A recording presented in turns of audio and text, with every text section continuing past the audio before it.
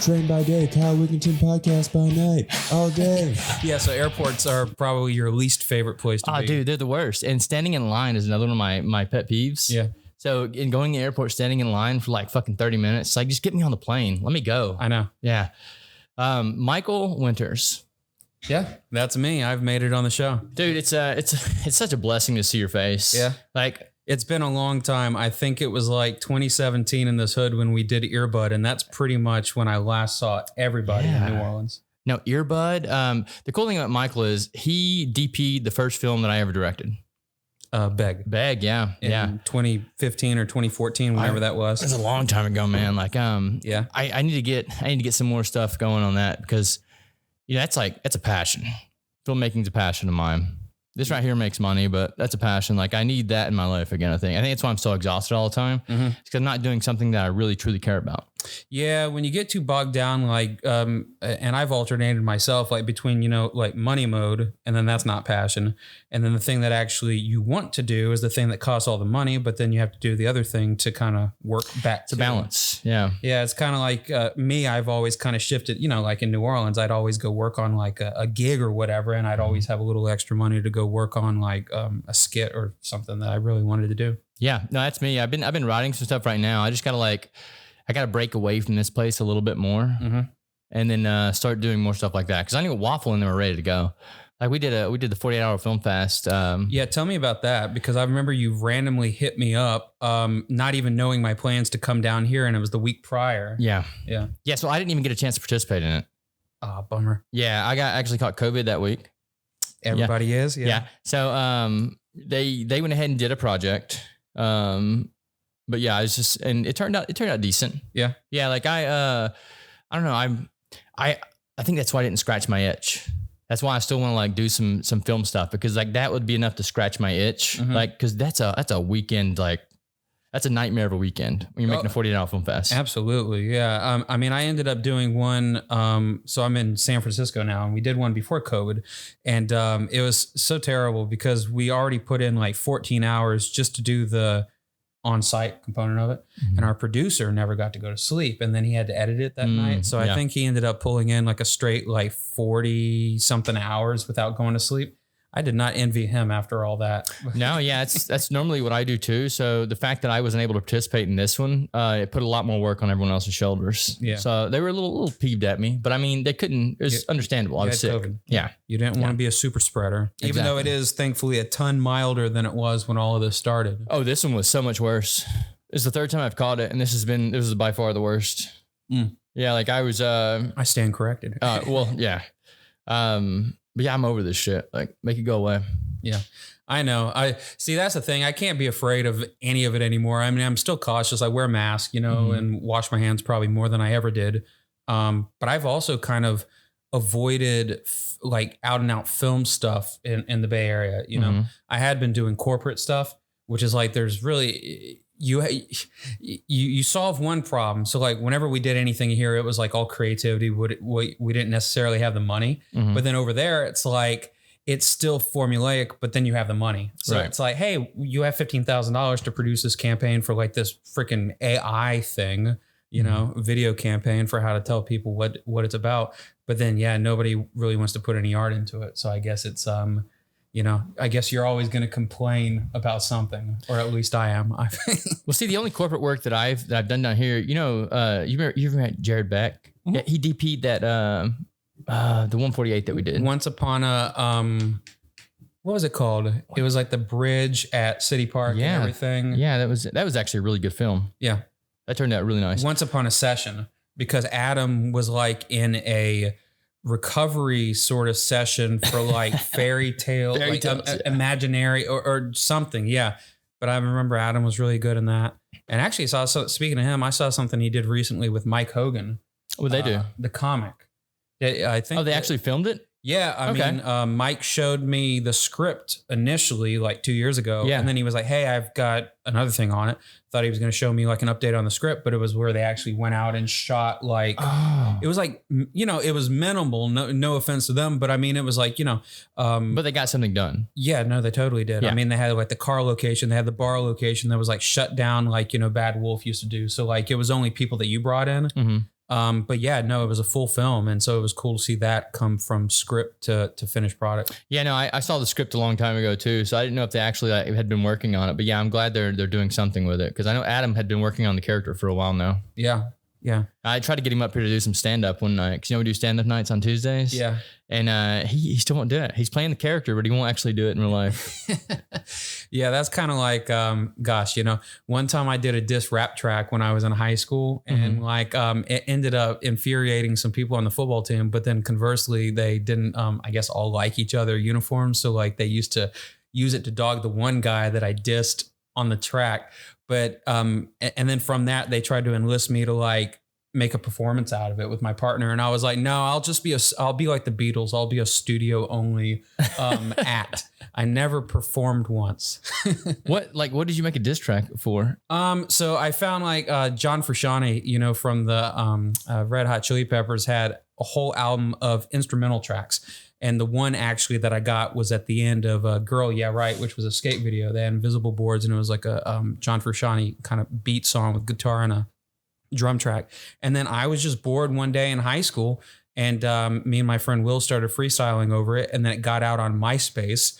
And then the guy that Matt Seppi and Nick Garana that we talk shit, and name dropped at the end of the thing, it got back to him. And then other people on the football team that didn't like those two used it to like dog them. And so it was just like the kind of like pep rally sort of thing for the stadium. And then, yeah, I got some notoriety for that, and I almost got my ass beat. But by him. By him. No, you got to shit down. You should have went to all the schools you were going to play that year and just like diss track those guys. Yeah. And every time before the game, you played those songs. That'd been so tight. But then nobody take us seriously because Matt ended up being like the center. So like he was pretty notable front and center of the football team. Yeah. So it was probably best that my plans weren't too ambitious with my rap career. That was like my one and only single. Maybe it's still on the MySpace, but to tell you the truth, if I had any social media account like before 2004, it's just on there somewhere. I don't know the status of it. Yeah, no, I had a MySpace account too. I'm not sure if it's still there or not, but it's like I died. It's like 2000. It's like May 2006, and then nothing for 16 years. Well, dude, I don't even do like Facebook anymore. The only thing I have is my Instagram accounts. Yeah, everything I have Facebook wise is for the bar.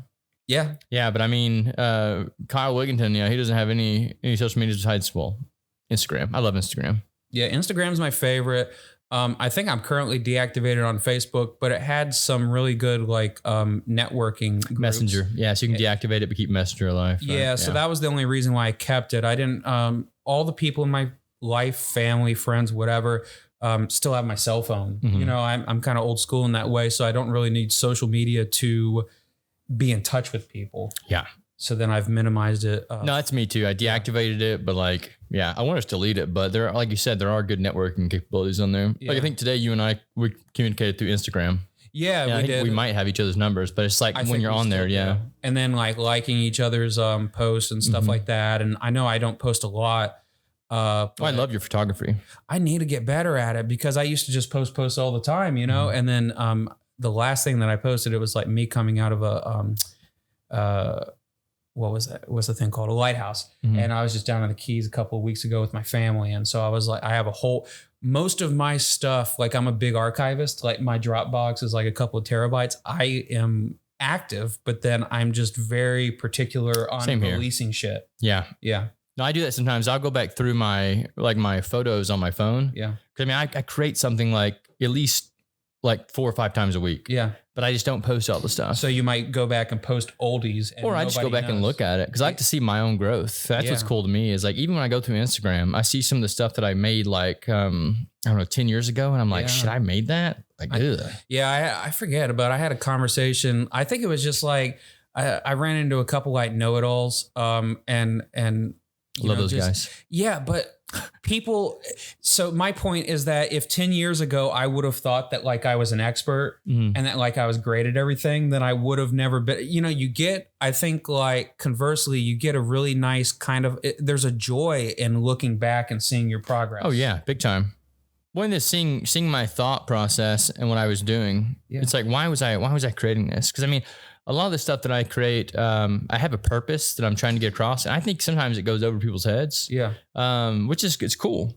You know, because one day if they ever come back and look at it again, they're gonna be like, God damn it, this motherfucker. Yeah. No, I mean, it's not gonna. I don't think.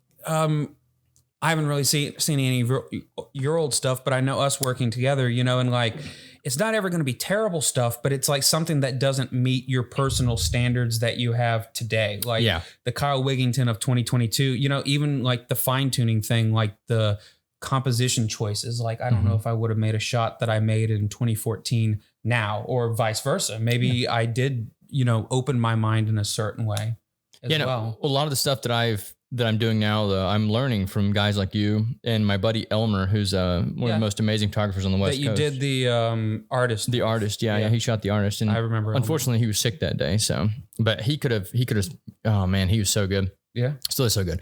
But yeah, I was in LA with these guys, and it's just fun to like go assist on a shoot with him because you learn so much when you're just hanging out with these people. The stuff he's doing is amazing. Yeah, just sitting on set, even if you're not getting paid, that's like the best education.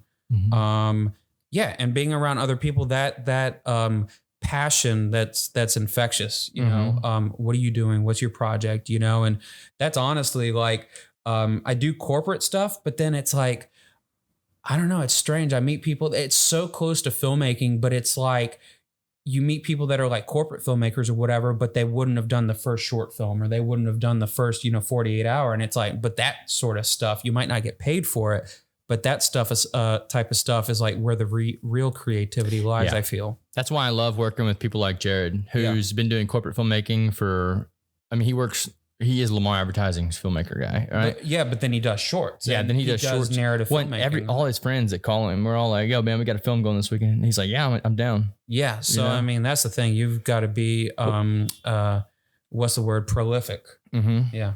If you can help it, if it works. Sometimes you get too bogged down, like, oh, I'm working at the supermarket or something. And then it's like you completely put that on hold for maybe years. You know what I mean? See, the cool thing about this bar is it's a very creative place. Yeah. So we do our open mics every week. We do Comedy Tuesdays. We do tonight is open mic music. And so I get to see all these artists all week long. I get to network with these guys. So I mean, it keeps me in that creative mode always. Absolutely. So that's a good thing about it is I don't get bogged down like that. If I'm like the supermarket thing where you're doing something that's not creative at all. Yeah. I at least have this space to work in and create in. So I mean, that's kind of cool. Yeah. What have you been doing out in the Bay?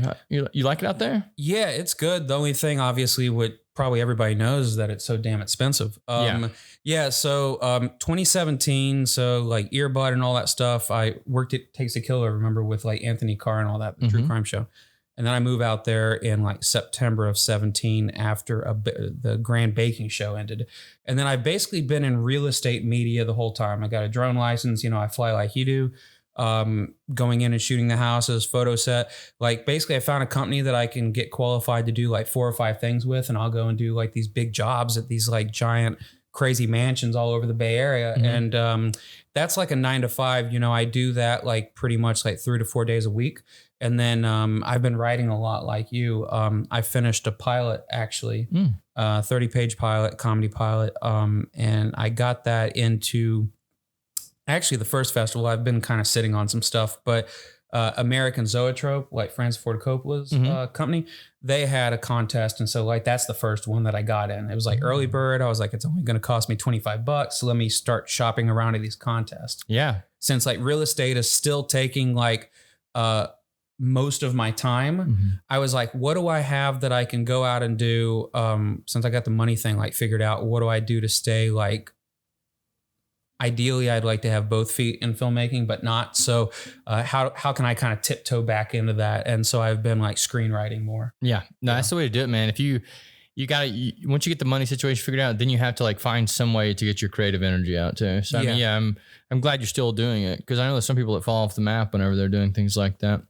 Yeah. So what was the process of like submitting a screenplay? Like, how does that work? So basically you'll just, like a big website is like Coverfly, and it'll usually send you an email saying like, these are the deadlines for this particular time, a lot of August ones coming up, pilot season. Like, I don't know if I want to be a TV writer and like go down that whole avenue and like, get registered with the WGA and all that stuff. But just having like a couple of scripts on deck that at the very least, either I could produce the thing myself or I can get it like optioned and sell the script. Those are like basically my two options.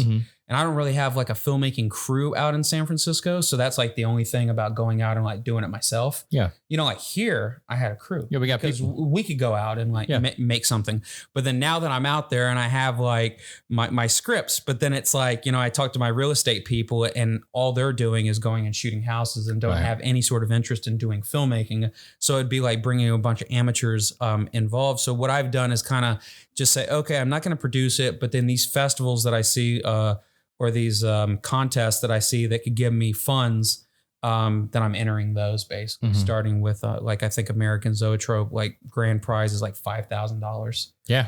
So that might not go towards the whole cost of like a potential pilot, but it's definitely. So they give you money to like try to make it. They don't buy it off of you. So it's like basically like with the contest, you can have two things. You can get funds to create it, or you could basically just get hooked up with representation and all that stuff.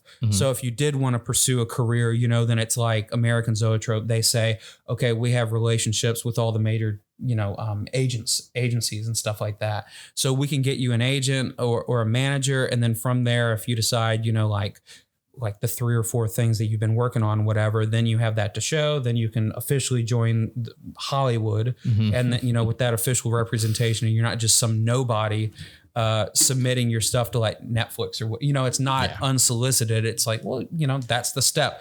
Unfortunately, everywhere is going to have gatekeepers, and for that gatekeepers. And so for that avenue, the screenwriting avenue, it's like, I'd basically just be sitting on my scripts unless I try to sell it or get an agent out of the deal. So that's kind of low key what I'm trying to pursue on the side.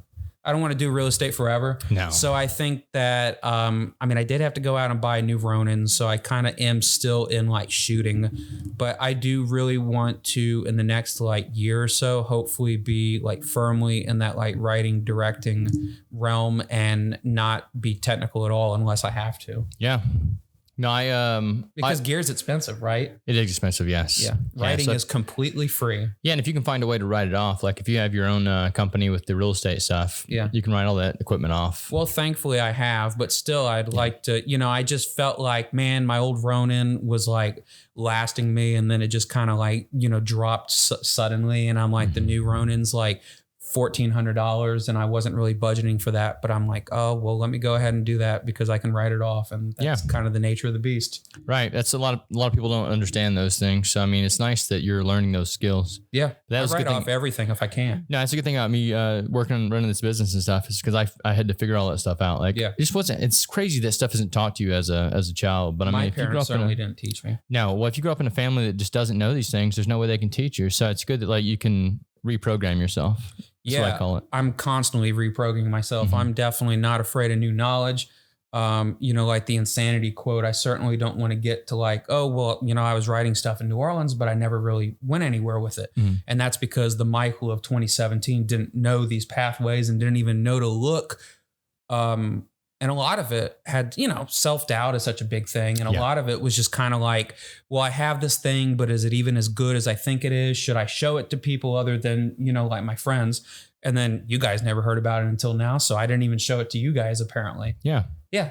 No, I sit on a lot of my work too, like a lot of my screenplays and stuff. And one part is kind of attached to them. Yeah. Like if I ever do, I don't want to sell them. I want to make them myself. Cause I know a couple of writers or guys that used to work for these places in, I don't know what they would actually call them, but people would submit scripts to them, kind of like, I guess, some of the stuff you've done. Yeah. They submit scripts to these guys. They read the taglines on them first and see if they actually want to read the scripts. If you go tagline, then they'll read the entire script and they'll let them know yes or no. A lot of times they'll just buy scripts and stick them on a shelf. Yeah. And I would hate to be one of those guys that just sold all my scripts and they sit on a shelf forever and never actually get made. Like the whole point of writing a script is to get it made. Absolutely. And that's one of the risks that I saw as far as like being in the process of submitting it to these things, because just because they option it or buy it doesn't mean, they might give you $30,000 for your script and you're like, oh, hooray, I got a payday. Optioning, yes. Yeah. But then they don't have to make it. Right. So, and then you lose the rights. And then if they decide to sit on it for the rest of their life, then nobody gets to make it. And then at that point you're like, I'm like you, I really wanted to see it made. So this $30,000 is great or whatever. it's not going to be as valuable as what I was really hoping for. Right. Yeah. There's speaking of optioning, there's one of the guys I know down here. They optioned this man's story to get The Rock to make the movie, and they gave him like $80,000 for it in like 10 or 15 years, something like that. That was the option. So they didn't make it. He just made $80,000. So I mean, that's a good way to do it if you can do that, because you're $80,000 and you have 10 years, you have the script back again. Yeah. No, see, that's the thing. But that was a freak of nature. Yeah. I definitely do want to pursue it. You know, I think I'm further along in that sort of pathway than I ever have been, because, you know, as of right now, I have like 3 different scripts that I'm writing or have written. Like I wrote a 15-page short. I just got really drunk. I was in Oakland where I used to live on the East Bay. And then I moved to San Francisco, and I've only been in San Francisco proper for like a year and a half.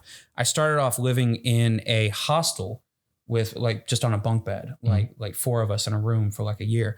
And I got really, really drunk one week, and I was like, I'm going to go out to this bar and I'm just going to put pen to paper. And, really drunk 1 week. Yeah. It was like it was a like good week. Well, yeah, but it was like a bender. And once I finished it, I was able to finish the script that whole week. And it was just kind of like, I just got like a wild hair, and, you know, like a Monday I started the script, and then I went out every night. And then by Saturday, the script was done. Haven't done anything with it. Haven't even really submitted that one, because it was kind of like an experimental, like, it was just my mood of COVID, you know. I need to try that one time. I've never actually written drunk. Yeah. It was fun. And, you know, I didn't bring my laptop up to the bar or anything. I just had like a notebook. I wrote it all. You wrote it in paper? I wrote it all manual. Jesus Christ. Yeah. So it exists manually, and then I had to transcribe it. And the way I write anyway, it's so crazy. I don't know if you're on Twitter, but there's like a very kind of vibrant Twitter writers sort of community. It's like literally hashtag writers community. And it's just fascinating to see what everybody's process is, because I remember the time like my notes app on my iPhone is like my favorite thing. I love it. Yeah. Like, I'm not the type of writer that's going to sit down at a desk for 8 hours and agonize and just be like, well, you better not move up from that desk, Michael, unless you put pen to paper. Like, I could be pulling up to the parking lot, and to the parking spot to come see you just now. And if I get an idea that I'm going to write it down immediately, I mean, I can always transcribe it into the proper document later, but I don't want to lose the idea. No, I think that's more creative should do this, because a lot of times our life gets so busy that when we have these good ideas, they go in one and out the other. But like, if you're actually just like having these ideas and writing them down, you can come back and review them later. Yeah, because I remember when I worked at the grocery store back in high school, I would before like smartphones being able to have even like apps, I would write down on like just random pieces of paper, just anything that I had to allow me to remember that idea. That was the worst thing, to just, you know, feel like I had a eureka moment, and then it passes, and then it's like, well, I still have nothing. Dude, that's me when meditating. So I go out and meditate midday most of the times. And while I'm meditating, sometimes I'll just have these like great insights. It's because everything in your mind is still at that point. Yeah. So you can like just pull down these ideas from out of the ether. It's crazy. But as soon as I have one of these amazing ideas, I immediately go to my phone. I write it down, because there are some like levels of consciousness and levels of thought that you can't get to unless you are doing certain things like meditating or achieving a state of, or taking a shower. Showers going, yeah. I mean, I will. What do you think that's about, though? You think it's the sound, or what do you think? Yeah, I mean, I think it might be some weird like ASMR stuff. It like maybe puts your brain in a different mode.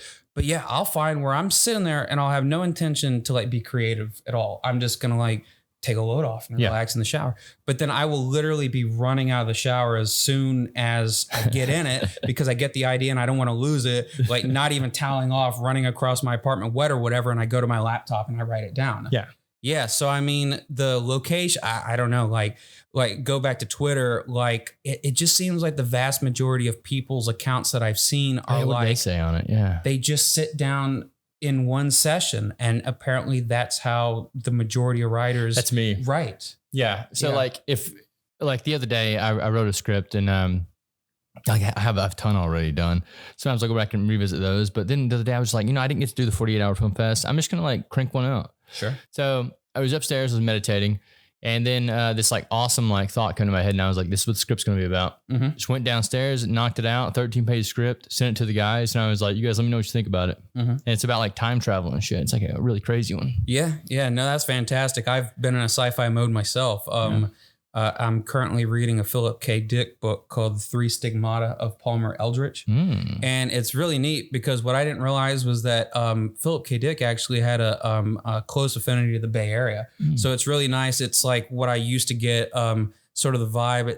When I lived in New Orleans, it seemed like everything used to always be about New Orleans. I was always picking that out of like TV show, somebody mentions New Orleans, characters from New Orleans, and I'm like, oh man, like you feel this extra pride. Now it's like when I'm in San Francisco, I'm reading books, I'm seeing shows, everything. It's all San Francisco. And it's interesting.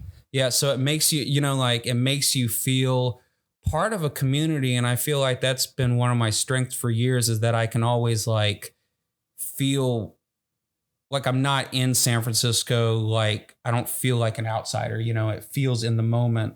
But do you think it's that way with everything? You think if you went somewhere else, it would be kind of the same way? Well, yeah, because when I was in New Orleans, it wasn't like I was yearning to be anywhere else. Like between 2013 and 2017, those 4 years, I was in New Orleans. I was supposed to be in New Orleans. And now it's like I'm in California. I'm supposed to be in California.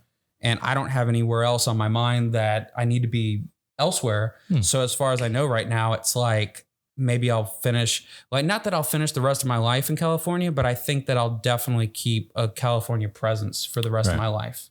Yeah. Yeah. I think that has to be, that's a very, I feel like that has to do with you living in the moment. Yeah, no, I think so. So like when you were talking about like that guy optioning a script like 15 years down the line, it's like, I'm not even thinking of 15 years. Right. I would try to make my decision on optioning a script or whatever, like, what can we do right now to not have this be a dead end? Like, whatever production company or whatever might buy this thing, like, are you serious? Could you actually make this? Could we actually make this together? Yeah, no, the cool thing about that guy is he didn't actually option a script. He optioned his life story. Yeah. And I was like, I didn't know you could even fucking do that. Yeah. Well, actually, yeah, you can, because I don't know if you ever heard of those kids from Mississippi that remade Raiders of the Lost Ark. No. Yeah, well, they're from my hometown of Ocean Springs, Mississippi, but they made Raiders of the Lost Ark between 1982 and 1988. Okay. And, like they grew through it, like their voice cracked and everything. They met Spielberg and all that shit. Well, so they did a good production of it then. Yeah. I mean, nobody did fan films in 1982. No, this was like one of the first ones, and it was for Raiders. How'd they even have a camera for that? Well, actually, the big ABC affiliate down on the coast, WLX, that was the big news station that incidentally happened to be their parents. So yeah, usually, and anytime you hear someone like had a leg up like that, disclaimer, it's usually they were rich kids. Yeah, they still did it. They got it done. They did get it done. I mean, they got it done. You know what I mean? But then, like, as far as like the really hard stuff, the stuff that bogs people down, it's like, oh, I want to be a really cool filmmaker. Let me go out and buy a camera. But then when you get stopped at the fact that like a red camera is $15,000, that stops most people dead in their tracks if you can't even afford the nice camera. Yeah. Anyway, they optioned their life rights and they never made a film off of it. But they optioned their life rights to their parents that own the company. No. Okay, I was like, this is not even fair anymore. Okay? No. They actually that was just to produce the thing. But then whenever they sold their life rights, I think it was like Paramount Pictures. I mean, I think it was like an actual proper production company that could have made this thing. They had Daniel Clowes, who like wrote Ghost World and these other kind of high profile projects. But would that even be something I'd want to watch? I don't think I'd want to watch three kids make Raiders of the Lost Ark. Well, it was kind of like Michel Gondry already did it. I think it was Michel Gondry, but there was a film called Son of Rambo that came out around that time. And it was basically like it was a similar thing, like making, I think it was, I'm probably flubbing it, but it was something like remaking a movie of their youth. And I don't know if it like ripped from that tale. It certainly did come out around the same time as when these three kids were finally making their, they only became like really well known for it like in 2004 because Eli Roth ended up finding it. And, from, So they were already adults. they were already adults. They went on and they were living a life outside of film. It was just a fluke. It was just something they did as kids. Yeah. And then 20 years later, nothing happened until Eli Roth found it. And then Ain't It Cool News, if you're familiar with that, like Harry Knowles is a big, he used to be before like Me Too and all that, I think kind of got some issues with that, but he was involved in this thriving Austin film community, had like a festival and everything. Somehow it got from one person to one person and then it blew up. But that's crazy to just to note that there is no window of when this thing is going to be successful. Oh no. Yeah. As long as you're creating something, then it'll get eyes on it someday. Yeah. I mean, it was literally out in the ether. And these kids had gone on to like completely different careers. I think one of them was just like had a completely different career in like video game programming and had done nothing with film for 20 years. And then all of a sudden the VHS pops up out of nowhere and the whole world knows about it. And they're like, we kind of forgot about this for 20 years because we moved on, had families, had kids and all that stuff. And then now they all of a sudden have to like put their real career on the sideline and say, oh, this ghost from the past is now what I'm going to put all my focus on. Yeah. And that's what they did. I mean, they're doing that now. That's awesome. Yeah. Yeah. So yeah. Really I think it's going to be that way. So with a lot of the NFT and projects that happen this year. So right now they're kind of off to the wayside because, all crypto is like down.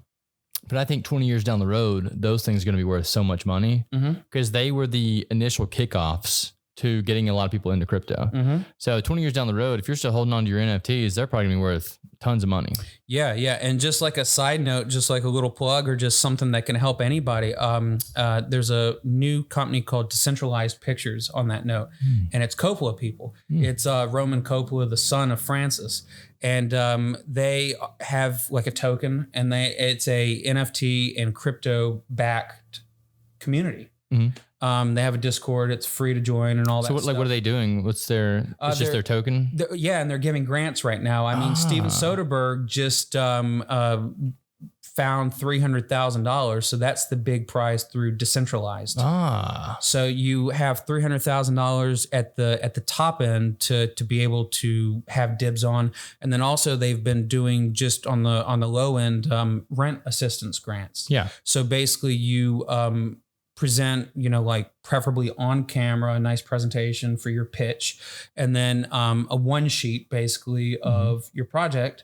And they're accepting like features and pilots and all that stuff. And it's basically just a development grant. There are no like, we're going to give you this $1,500. That's all that, because then that'd be a pretty crappy pilot if all you had was $1,500. Right. But again, it's a drop in the bucket so that when you're piecing together your funding, they're helping in that way. What's it called again? Decentralized Pictures. Decentralized Pictures. That's tight. I'll check that out. Yeah, there's a whole website. There's a whole online app. You basically the way it works is that you build reputation points by reviewing other people's projects when you're not submitting your own. You could take movie trivia quizzes and just, longevity of being part of the platform. And then from there, you build up kind of your rapport within the community. You can also buy their NFT. As well. And so basically it's just, instead of allowing gatekeepers to control the ability to get a good film made or not, it's based on basically your contribution to this community and that you're presenting, your projects in a professional way. And people are just by that nature going to want to invest in it. I had to get Waffle on that. He would love that stuff. Yeah, definitely hit him up. And it's got some backing, like I said, it's not just anybody. It's got Coppola backing. From that I've befriended, he follows me now on my Instagram for Sanssouci Films that have like 50 followers, but one of them is the head of development of American Zoetrope. That's fucking tight. So I'm like, you might have 50 followers, but maybe there's some quality in there. Yeah, and, the right followers get a hold of you, man. I'm not worried. Yeah, I'm not worried about the 15,000 followers that are like mostly bots anyway that you paid for. You know what I mean? Because it's all about networking for me. That's the whole point of social media, or else I wouldn't have it. Well, the whole throttling of social media this past year has also killed some of the, how many followers do you have? Because as long as you just keep creating, like whatever it is, because I know I've been throttled this year. Because like some of the shit that I say, I piss people off because I have my own opinions. Yes. There shouldn't. It's also one of the gatekeeper things you were talking about. is that social media is throttling people down because they don't like their opinions. It's like, this is not the world we live in. We just live in a world where I can say whatever I want to, and you either tune in or don't. Yeah, I kind of made a joke about that. I was like, like death by being buried by an algorithm. And that's what it is. It really is. Yeah. And it's so crazy because I have to doubt, like, it's what we were talking about, like over time, you hope that you get better. And I've looked at my own work and I think objectively I've gotten better and also subjectively. But whereas you used to get like, I don't know, it's not even about the likes, but at least with more likes, it's getting noticed. Right. Now it's like 4 and 5 likes. And I'm like, but my quality has gotten better. Why am I getting less engagement? And it makes no sense. It makes me, if Instagram was like a plate, I'd want to throw it against the wall and smash it, because at that point, I don't know. It's kind of like, it's pointless. How else are you going to get this engagement that you need to have a successful, viable career? That's why I look at it as just like my tool now to show myself how much better I'm getting. And to be your true self, not to be afraid, just to be like, hey, if all bets are off where I'm not going to get any engagement anyway, let me just do whatever the fuck I want. Yeah. So that's what I'm doing right now. Yeah. And I can see like my growth over the past 10 years. If I keep growing like this over a lifetime, geez, that's not telling what I'm going to make when I'm like fucking 60 or whatever. Sure. If I make it that far. No, but to stay with it. To be like, there's not going to be a scenario in your mind where you're just going to give up completely. No, this is what I do. Yeah. Like, this is literally what I do. If I can't do this for the rest of my life, then I'll end up putting a gun to my head and fucking pulling the trigger. Like it's like something inside of me that has to come out. Yes. Yeah, I mean, for me, it's, I stayed up entirely too late. I made it, but I stayed up entirely late last night because one thing that I felt like, okay, well, I'm out shooting houses all day. That's kind of getting long in the tooth. It's always great to go drone and see, the Golden Gate Bridge or whatever in the background and all that stuff, but it's the same stuff every single day. And it's kind of got me in a box. So I stayed up super late last night researching. I want my setup, like you have your podcasting setup. I want to dedicate a good amount of money on stop motion. I want to get back into stop motion, do animation, get a nice green screen, get a nice tabletop where I can like animate stuff, put in some figures. Also Unreal, as well. I've kind of experimented a little bit. How does that work? I have it on my computer, but I haven't like jumped into it yet. Cause I'm really good with After Effects and Element 3D. Yeah. But Unreal is like a whole nother ball game. Yeah. So, I mean, that was the whole, but it's free now, right? So it's all free. Yeah. And it's really because they want you to be early adopters. It's just like crypto. I mean, crypto's been around, right? Bitcoin's been around since 2011. Yeah. But even that 10, 11 years is still considered early adoption. Same thing with Unreal. They really want you to do it. Right now I'm being limited by not having a fast enough computer to run it. But basically, yeah. So I joined Unreal, and then they had another company that was in partnership with them called Megascans. Oh yeah, they gave you all the packs and stuff. Well, they give you like where instead of basically you have rocks and street signs and mountains and water and all this stuff, and you start basically in a blank Unreal project, just like with a gray space. You know what I mean? But then when you start pulling in all the elements, then you really start creating the world. And then with a green screen, you could put real life elements into these generated environments like like The Mandalorian, because that's all that The Mandalorian was. With Screencraft, which is what that technology is, you are able to generate not only the backgrounds in real time so that your actors know what they're against. Yeah, because they use like wraparound screens, didn't they? Yeah, it's LED screens as opposed to green screen, so that the LED can morph into light the actors and then can morph into the background. So like if on the computer you have a desert background, then you can create that desert background and film just against that. And then that's basically no rendering, no need to create external special effects. It's just already done. And, obviously it's going to be where I think a lot of low budget productions that can't actually go shoot in the desert, for instance, or deal with the impracticality of bringing 20 people into the desert. Now you just create the desert in Unreal. I'd have the people in the background. You shoot against a sound stage. Yeah. You know, you might have a wind machine. You might have sand that's there in the stage. But I mean, you're cutting so many costs, and you're also, just to build the environment, you have to just make sure that looks good. Yeah, we had a guy on here so like 2-3 weeks ago now.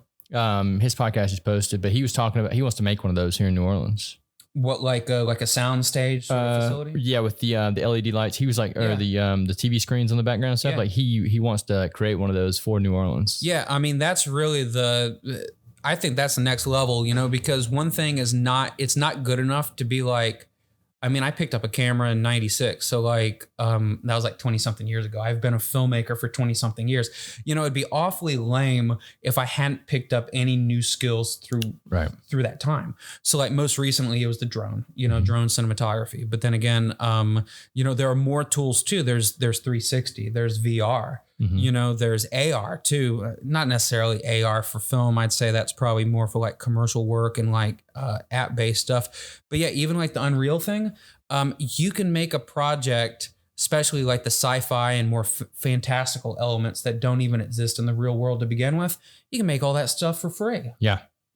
No, that's the cool thing about having the After Effects skills that I have. Sure. Is a lot of times I'm writing stuff, people read it and they're like, I can't do this. And I'm like, well, you can't, but I can do it. And that's why learning these skills, it allows me to write for the skills that I have. Exactly. So when I'm writing a script, I'm thinking about how it's going to look in the editor too. And like, can I pull this effect off? Yeah, because when you already know what the process is going to be, then you know what's off limits to write. You know, you're, and also like someone might say, oh, that's a $50 million film. And you're like, but I know the tools will enable that to be, you know, I know how to make that cheaper. Yeah, well, I know how to make that for like fucking free. Yeah, I just go in After Effects and do it. Yeah. But that's a skill that you learn along the way. Yeah. And I wouldn't have been able to learn that and if we wouldn't have, I think I was dabbling in After Effects on Beg. So like I was so happy. If anyone ever goes and looks for Beg, if you see our opening title screen, it's like this. The Beg, the name of the movie, is in metal, and it's like this metal that I made in After Effects, and it's garbage. Dude. I was so happy when I made it though. Like I went out to the bar that night that I made. I was like, I figured out how to make metal. I go out to the bar and we get drunk because I figured out how to make metal. I was like, this is great. I'm learning. But it is really. I think that for me, like getting into the motion and sort of 3D aspect, that was the first time for me that I was like, okay, I'm not doing the same old shit. Yeah. Because I'm surely not as talented as you are in it, but having just a basic knowledge of After Effects and like basically just if you can get your hands on everything that Adobe has, it'd probably behoove any filmmaker or media person just to know everything, because that's a great deal what they offer you. It really is. I mean, I pay $50. I think that's what it is for everything. But I mean, even if you're not into audio, for instance, you know, we have this hooked up to Audition. It's great just to know how to like be a sound designer, for instance, you know. Because I shot something here in New Orleans just down the street on Willow, and I wanted it to be a scene at night where there was a car accident, and I wanted it to be like played up. And so I started building out, just like next thing you know, you have like 12 tracks of audio with like car wreck. Sirens. You have sirens in the background. You have rushing wind. You start making it a little bit ominous. You have you know, just all these the blinker that was not there like in the car because we were trying to record like clean, you know, dialogue takes. So yeah, man, it's like sound design is its own ballgame. That's always probably. You like sound design? Yeah, probably to the degree that you've done CG and 3D. I've done sound because this is perfect then, because I fucking hate editing audio and doing sound design. So next time I have a project, you're getting it. Yeah, please do, because I mean, I'd love to do, with a fast internet connection and being remote now, everybody being remote with work. If you sent me like, I have this low res version of this film that I made, I want you to populate it with sounds. Yeah. I'll do that. I mean, because I totally will, like probably even for free too, because there's been a website that I've been, that's been on my radar actually. Children of Men by Alfonso Cuarón was the first film to use this, but it's just called freesound.org. And it was back in like 2007 that it was set up like just as a department of some university. And now it's just everybody that can go out and record their Foley. And there's literally a sound for everything on this website now. That's dope. It's free sound. Yeah, you just it's literally a free account. You log in. You have to give them a credit, like in your credits, but that's all. If all that I had to do was that this sound is by K Wigington 83 or whatever, then of like somebody yelling or somebody farting or whatever, then it's just like that's what I'll use. Yeah. Now, the cool thing about like you maybe not knowing as much After Effects as I do is me.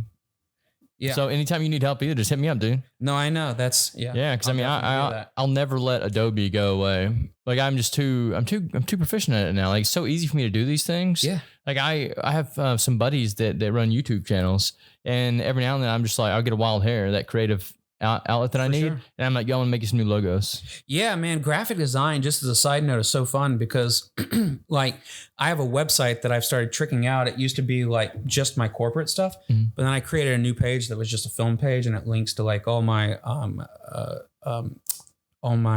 films, like my scripts and all that.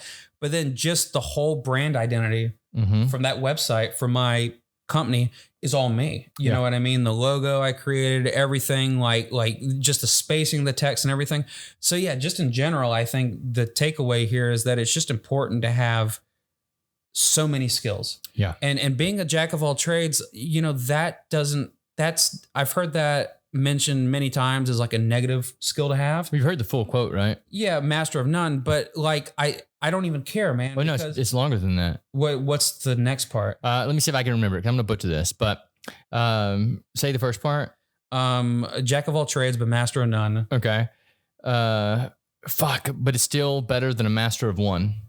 Yeah. Well, I mean, if that's it, yeah, surely, because life's too deep just to learn one skill. Like you're missing you're missing a huge portion of the picture. That's what I say about like scientists nowadays. Yeah. Like some scientists are really good at what they do, but it's like, if you're not learning everything about life, then you're not able to take what you do and implement it with the rest of the world. Cause like everything's connected. Yeah. Everything is. The larger like you grow your brain, the more knowledge you put in it, you start realizing there's more connections than just your particular subject of interest. Like there has to be specialists, yes, but there needs to be more people that can put the big picture together. And I think that's the problem we're having in the world nowadays is there's not enough big picture people.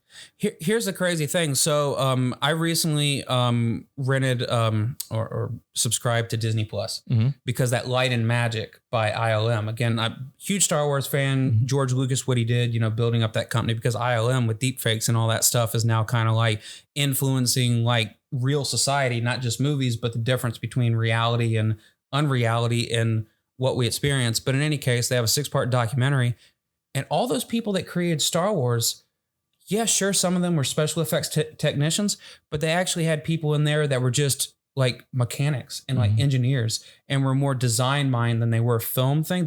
They just were intuitive and knew how to make things.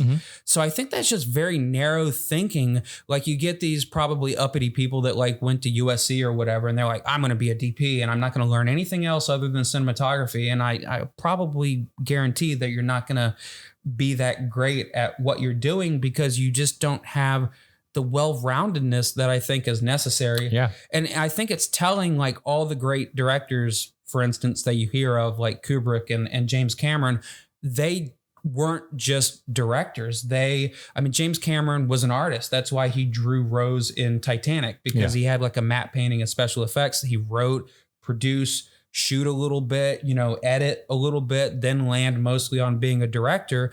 But I mean, hell, you have like 6 or 7 things right there. And that's what makes you a great filmmaker in general, which is the term that I use more than like a director or a writer or anything, because it's the love of the whole art and everything in it. I mean, it's like 10 or 12 different positions. It would behoove you to learn most of them, if not all of them. Oh yeah. I've noticed a huge what's the word I'm looking at? I increase in the proficiency of my work whenever I started learning the other positions. Yeah. Like director, yeah, I wanted to do that. But when I met a guy when I was bartending on Bourbon Street, and I told the guy I was in the film industry, and he's like, what do you do? And I was like, well, I want to be a director. Right now I'm just acting. And he's like, well, if you want to be a director, you need to learn everything. Mm-hmm. And I was like, done. So then I started like, from that day forward, I started trying to learn as much as I could. I started with editing because, you know, I have a background in computers. I was like, this should be pretty easy. Yeah. It was a nightmare. Yeah. For like 4 years, all I did was fucking look at YouTube tutorials. No, but that's my education right there. But you have that self-taught vibe. I mean, you didn't wait for someone to teach you. Well, just like all this shit. Like I ordered it and I was like, I don't know what I'm doing. Then I started plugging cords in the right holes, and then things just happen. Yeah, you figured it out, man. And I mean, that's to me that I've been wanting to do that. That's kind of what I'm going to do with that stop motion rig. I mean, I haven't done it since I was a kid, but then I know what I need. Mm-hmm. I don't necessarily know what it's all going to result in, but it's something. Having the tools is usually like the hindrance to doing it. Yeah, I think that most things in life are about problem solving. Yes. And if you learn how to solve problems, you can pretty much do anything you want to. Yeah. So even directing is just problem solving. People are coming at you, like 20 people are coming at you at one time, and they're telling you the problem they have, and you solve it quickly and move forward. Yeah. Yeah. That's same way with running a business. Like people are texting me all day long with shit that they have that's a problem. And I'm like, okay, we're gonna do this, move forward. Yeah. Yeah. So it's just about growing as a human. Yeah. You can't be a passive individual on a film, I don't think, because like you know, the buck stops with you, mm-hmm. and you have to figure it out because the movie has to get made or the business has to stay, you know, with the lights on and all this stuff.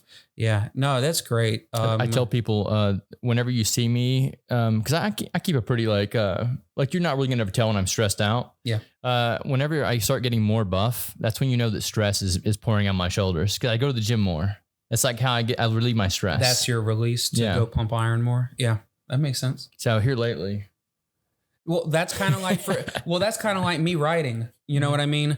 I realized like I always kind of have a teacher summer. So I was out of work a little bit, you know, it was like seasonal. It was like ebbing and flowing or whatever. So I was like, I could sit here being bummed out that I don't have work, or I could like, you know, go out and write. And I think that's what it was for me. Mm-hmm. I got on my new routine. I took off that hat. Routines are huge, man. Yeah. Well, routines are huge, but then also when the routine isn't working for you, then you need to be able to also not have the fear of pivoting. This is that reprogramming thing we were talking about. Exactly. I think a lot of people can't do this. They have issues with this. No, they get stuck in their routine and they can't pivot. Yeah. I mean, like, you know, from June to early July, I was in writing mode because my real estate work wasn't really there. And then like in the 3 weeks before I came back here just last week, I was back in real estate mode. So it's like, I've always tried to look at my life, especially as of late, like modular, you know, like this is this dedicated time. And then I could just immediately shift to like, if I got an opportunity to go to direct a film, then I'd be like, okay, now I'm putting real estate on hold. I'll go direct a film. See, I think this is why you and I get along so well, because I can do that easy too. Same. But I think there are a lot of people in this world that they have trouble reprogramming that aspect of their lives. So they end up, you know, getting a relationship, having kids, and doing exactly what society tells them to do. See, that's the thing. I've always been a nonconformist and not like virtue signaling or like being like, oh, I'm better than you. But also in my family growing up, not that we had a really dysfunctional family, but I didn't really know stability as a child. Mm-hmm. And I think maybe that's where it starts. When you're not used to stability, it's not necessarily something that you're even familiar with. Like, I don't know what stability is, really, to tell you the truth. I've really only gained it, ironically, in San Francisco. You're just living life. Yeah, but I was struggling in New Orleans. And then again, there wasn't much of stability in the film industry. Like, sure, we were staying active, but nobody made money on Beg. No, you know, it's like we weren't trying to get rich on any of the shit that we did. If I ever wanted to make any money, it was like working for It Takes a Killer. It was working for these projects that really I had no input in. That's us kind of right now too.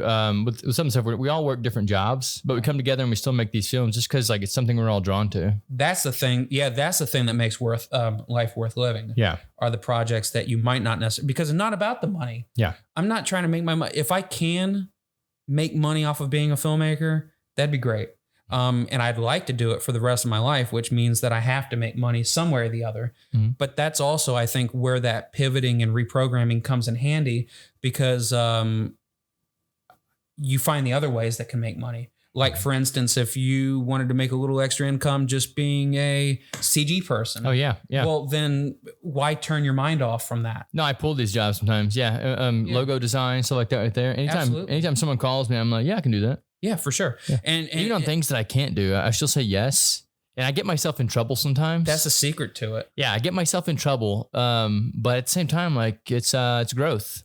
And also, you never know what that opportunity is going to lead to if you just, again, that self-doubt thing that I sometimes struggle with, when you don't even allow yourself how great something can be if you're focusing on like fucking up. Yeah. Yeah. No, I fuck up all the time. Just so everyone knows. And whenever I say yes to you, I'm going to say it as confident as I can. But a lot of times I don't know what the fuck I'm even doing. I mean, that's honestly the key. And to go back to like that Light and Magic documentary, a lot of those people just said yes to something that had never been done, obviously, because that was just such a groundbreaking film. But then they persevered. How do you think he convinced them to, like, he's like, when it was like Star Wars, we're going to do this? Like, that's a very... Well, it was the money. He had money on it? Yeah, he had the budget, and they had no option because, believe it or not, there were no special effects house. Those did not exist in 1970. His was like the first one. That's why George Lucas had to make Industrial Light and Magic. Because I need to watch. What's the documentary again? It's just called Light and Magic. Okay, I got to check that out. It's a 6-parter. They're like an hour a piece. It starts from the beginning, but yeah, like it was literally a startup. He threw a bunch of hippies in a warehouse that they had rented in Van Nuys outside of LA. And they filmed. They had slip and slides when they weren't filming, when they weren't shooting and making all the models. But that's what I've always it costs so much money, which is why I haven't done anywhere near it.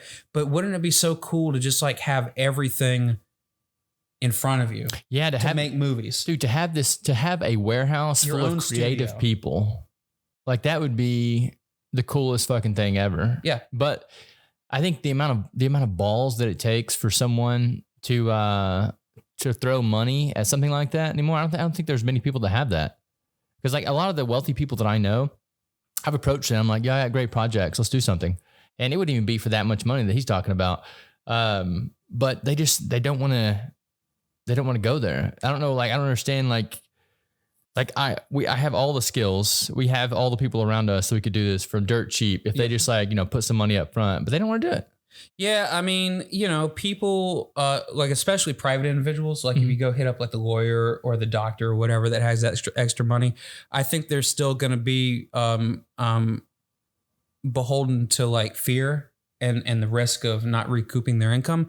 So what I would say is, look at like grants and stuff like that. The stuff that's, like a film grant where they're already in the industry. They already know, like, if you have a good presentation, the talent behind it, like you do, then really it just takes an effective pitch. I mean, that's what it's going to be regardless, whether you're hitting up a private individual or whatever. And that's something that as I'm, finishing these scripts that I have, obviously I wouldn't have done it if I had nothing finished to present. But now that I'm getting to that point, I think the money is the next step. You think the state of the world is in today has something to do with the mindset of these individuals? Because I think that's a lot of it too, is like the uncertainty of what's going to happen next. Yeah. I mean, I think especially right now, which is like the worst of the worst, like with inflation and COVID and, the monkeypox, whatever the fuck that is. Monkeypox, yeah. Is that even a thing? Is that a thing? Yeah, that's real. I mean, I've seen pictures of it. I mean, it's like herpes. I mean, I think you get like boils or like a rash or something on your skin.